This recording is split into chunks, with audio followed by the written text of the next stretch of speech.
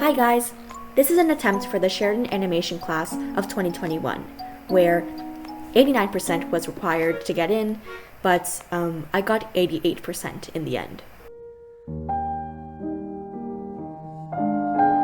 Now, please note, I did get full marks on the storyboard, which I've heard is actually really hard to get. So hopefully stay tuned until then. Let's get started, shall we?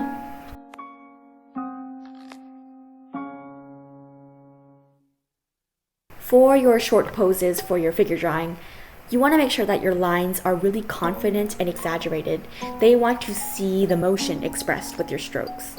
And for the long poses, I could have just done better overall on the 15-minute one, so don't be lazy with your portfolio.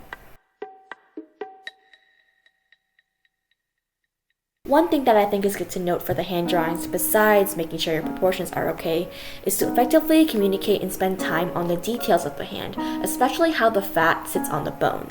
This is a delicate detail that turns your cartoon hand into a real one. Also, take notice that both of these separate hands are part of one consistent motion. So if I flip between them, it kind of looks like its own mini animation. I suggest intentionally picking the position of your hand in this way. Now, I scored lower on the character rotation because I made it really difficult for myself.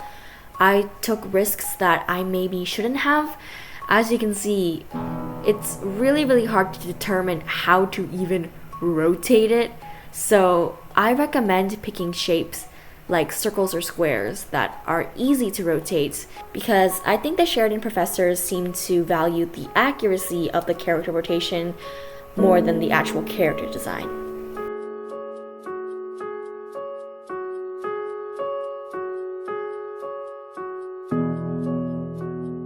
My short animation was pretty smooth for the most part. I think what they're looking for though is more exaggeration.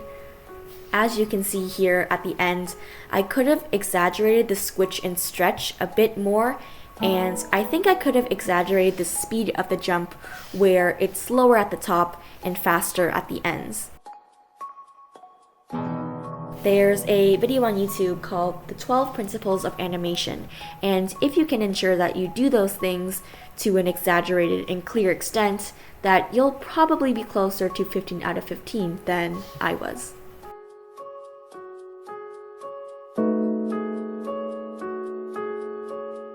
Now, what made my storyboard 20 out of 20?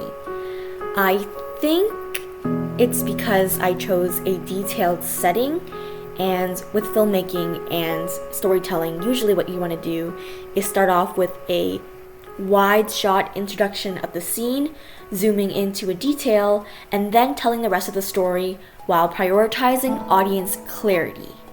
Also, the ideas in here are simple and easy to follow, and obviously the character I was given was drawn accurately and the perspectives are maintained accurate throughout the entire storyboard.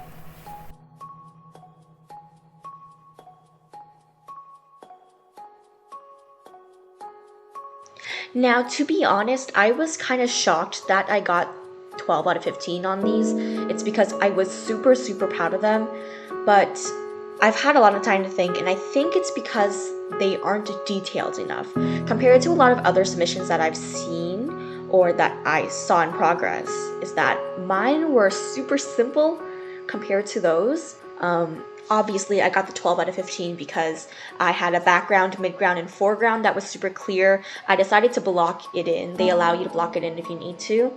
And looking at the backgrounds of this one, I can kind of see that the perspective is kind of unclear and it's kind of just thrown together and takes up the space, but doesn't really communicate a specific angle.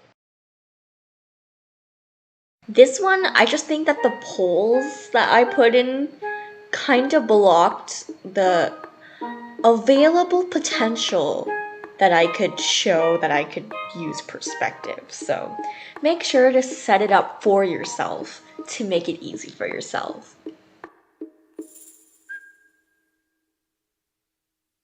For my personal work, I decided to submit a combination of a personal sketchbook, some digital drawings, and a travel vlog.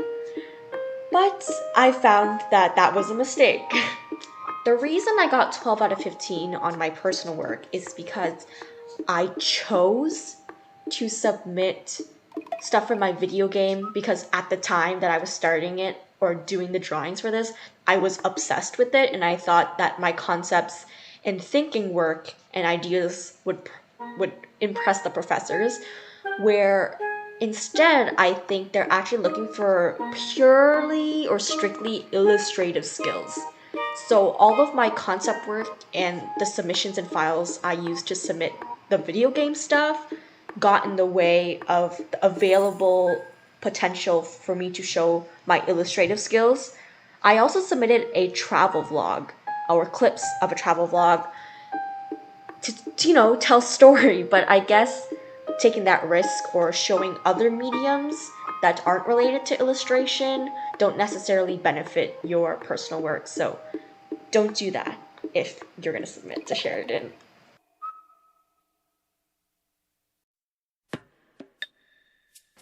All in all, I think the Sheridan professors are looking for illustrative skills, detailed environments, variety of perspectives and angles, audience clarity, and accuracy is the most important. And if you can't do something, then the status quo or doing the status quo well is better than taking other ideas and experimenting with them, at least for your Sheridan portfolio submission. And to be honest, I really do think that I could try again and get in. But the thing is, submitting the work that I was really, really proud of to discover that it didn't fit in with mostly the vision of what the professors had in mind, because obviously my figure drawing and my fundamentals were pretty good. Because of these reasons, I actually decided that I'm not going to reapply to Sheridan. I actually applied for OCAD's advertising program, so hopefully I get in. If you want, subscribe and stay tuned. So anyways, hopefully this video helped some of you. It's always nice to see, I think, the margin of getting in, not getting in. So good luck on your portfolio if you're submitting, and also remember that if you don't get in, that doesn't necessarily mean that you're bad. So yeah, whatever happens, you'll be okay. Thanks for watching!